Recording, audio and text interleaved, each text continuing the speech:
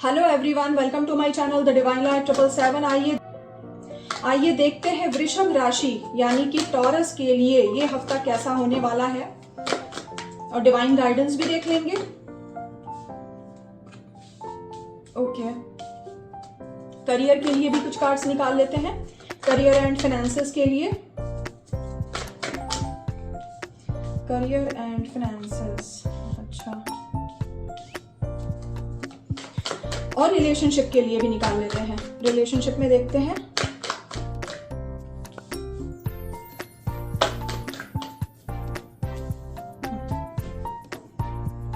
Bottom of the deck आया है the empress. देखिए, हो सकता है आपकी शादी तय हो गई हो, लव कम अरेंज मैरिज होने के चांसेस हैं, तो ये एक बहुत अच्छी बात थी, इसीलिए मैंने सोचा कि पहले रिलेशनशिप से शुरू करते हैं। करियर में देखिए, ऐसा लगता है जैसे बहुत दिन से आपकी पोजीशन स्टक थी, कुछ भी प्रोग्रेस नहीं हो पा रहा था और ये बात आपको बहुत ही अपसेट करे हुए थी, क्योंकि करियर एंड फाइनेंसेस में आपको मनोवांछित सफलता नहीं मिल रही थी। ऐसा लगता है जैसे एकदम से कुछ हुआ हो, कोई ऐसी न्यूज पता चली हो जो आपने एक्सपेक्ट नहीं की थी। तो कुछ समय तक तो आप बहुत ही कंफ्यूज्ड रहे, आपको लगा होगा क्या डिसीजन लें, कुछ समझ नहीं आ रहा होगा और एकदम से कुछ ऐसा पता चला होगा जो संभालने में थोड़ी सी दिक्कत आ रही होगी आपको। तो इस हफ्ते ऑल ऑफ अ सडन हो सकता है कि कुछ ऐसी चीजें हों जो आपने एक्सपेक्ट नहीं की हो। अब अपने पास 8 ऑफ वॉन्ड्स का भी कार्ड है, तो हम ये नहीं कह सकते कि एकदम से जो होगा वो आपके अगेंस्ट ही होगा। ऐसा भी हो सकता है कि कोई अचानक से न्यूज आपको पता चले जो एकदम से आपको डाइजेस्ट करने में दिक्कत हो कि अरे ऐसा कैसे हो गया, लेकिन थोड़ा विचार करने पे आपको ये पता चले कि नहीं, जो हुआ है वो सही हुआ है, मेरे लॉन्ग टर्म बेनिफिट के लिए हुआ है और उस पर आप फटाफट से एक्शन भी ले सकते हैं। कुछ चीजें हमारे लाइफ में ऐसी होती हैं जो एट वंस हमें एकदम से पता चलता है ना, तो हम बर्दाश्त नहीं कर पाते। एक्चुअली कंफर्ट जोन में रहने की आदत होती है। जब भी कुछ ऐसी चीज पता चलती है जिससे होता है कि हमें अपने कंफर्ट जोन से बाहर निकलना पड़ेगा ना, तो एकदम से उस चीज को बर्दाश्त करना कभी कभी मुश्किल हो जाता है। पर बाद में हमें पता चलता है कि नहीं, ये चीज इतनी भी बुरी नहीं थी और इस चीज के ऊपर अमल करके मैं अपनी लाइफ में ग्रो कर सकता हूं या कर सकती हूं। तो कुछ ऐसा ही होगा। करियर एंड फाइनेंसेस से रिलेटेड कुछ ऐसी चीजें आपको पता चल सकती हैं जिसको लेके थोड़ा सा पेशेंस के साथ आपको थोड़ा सा रहना पड़ेगा। इम्पेशेंट होने से चीजें खराब होती हैं और अगर हम पेशेंस रखते हैं तो हमारे लिए काफी अच्छा होता है। तो आपने बहुत दिन से पेशेंस रखा भी हुआ था, सरेंडर कर दिया था, और अभी भी मैं सलाह दूंगी कि कुछ भी हो जाए आपको पेशेंस रखना है। देखिए, पास्ट में ऐसा लगता है कि कुछ ऐसा इंसिडेंस हुआ हो या बहुत सारे इवेंट्स हुए हों जिसकी वजह से एक होता है ना, बहुत सारे इवेंट्स हो रहे हैं, बहुत सारी चीज़ें हो रही हैं जो अपने फेवर में नहीं जा रही हैं। तो फेस करने के लिए बहुत सारा स्टेमिना लग रहा है, बहुत सारी एनर्जी लग रही है और हम जितनी मेहनत कर रहे हैं उतना फल हमें मिल नहीं रहा है।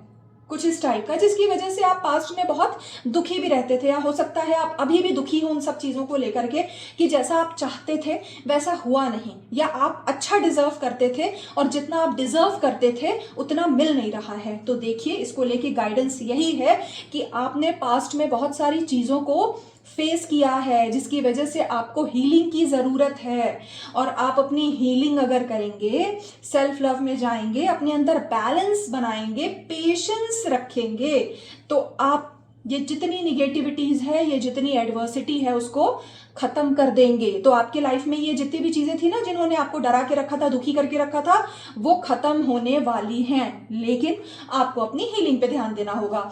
अब आप बताइए, जब आपको चोट लगती है तो क्या करते हैं आप डॉक्टर के पास जाते हैं, या फिर अगर आपको लगे कि चलो डॉक्टर के पास जाने की कोई ज़रूरत नहीं है, मुझे घर पे ही इसका मैं अगर इलाज कर लूँ तो भी ठीक हो जाएगा, तो आप उसका घर पे इलाज करते हैं। जिस भी तरीके से आपको कंफर्टेबल लगे और सूटेबल लगे आप उसका इलाज करते हैं और धीरे धीरे वो चोट ठीक हो जाती है। और अगर आप अपने चोट को खुला छोड़ दे, देखिए चोट जितनी भयानक हो उसको दवाई की उतनी ही ज़्यादा ज़रूरत होती है। अगर बहुत ही छोटा सा कट लगा है वो अपने आप ही ठीक हो जाएगा, लेकिन अगर चोट ज़्यादा लगी है तो आपको उसका ख्याल रखना पड़ेगा। अगर आपने उसका ख्याल रखा तब तो वो ठीक हो जाएगा, हील हो जाएगा, लेकिन अगर आपने उसका ख्याल नहीं रखा तो वो छोटा सा चोट बढ़ते बढ़ते नासूर बन जाएगा, वो आपके लिए और ज़्यादा प्रॉब्लम देगा। अगर आपने सही समय पे ट्रीटमेंट नहीं लिया तो ऐसा भी हो सकता है कि डॉक्टर के पास अगर आप बाद में गए तो डॉक्टर भी बोले कि अब इसका इलाज करने में बहुत लेट हो गई है, डॉक्टर को भी बहुत सारी समस्याओं का सामना करना पड़े उसका इलाज करने में। मतलब मेरे कहने का ये है कि अगर आपने अपने हीलिंग में या फिर अपनी चोट ठीक करने में अगर लेट की तो ये मामला कॉम्प्लिकेटेड हो सकता है। तो सेम होता है हमारे मेंटल और इमोशनल स्टेट के साथ। बहुत सारी चीज़ें हम अपनी लाइफ में सहते हैं, जो हमारा दिमाग सहता है, जो हमारे इमोशन सहते हैं, और अंदर ही अंदर हम उसका सामना करते हैं, लेकिन हमें हीलिंग की ज़रूरत होती है। तो उसकी हीलिंग हमें करते रहनी चाहिए। अब हीलिंग से मेरा मतलब है कि अगर आप अपने इनर चाइल्ड को देखें, देखिए पहली चीज़ तो हीलिंग में ये ज़रूरी है कि आप खुश रहने की कोशिश करें। अगर हम खुश रहने की कोशिश करते हैं तो बहुत सारी समस्याओं का समाधान तो वैसे भी हो जाता है, लेकिन खुश रहना इतना आसान भी नहीं है।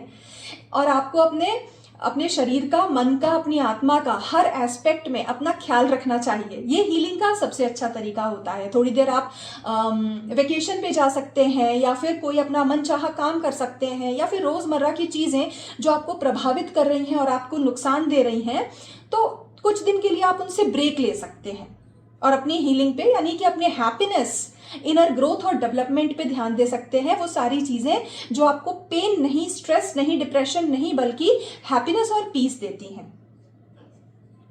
तो ये थी आपके लिए रीडिंग। आशा करती हूँ आपको पसंद आई होगी। अपना ख्याल रखिएगा। Take care, bye.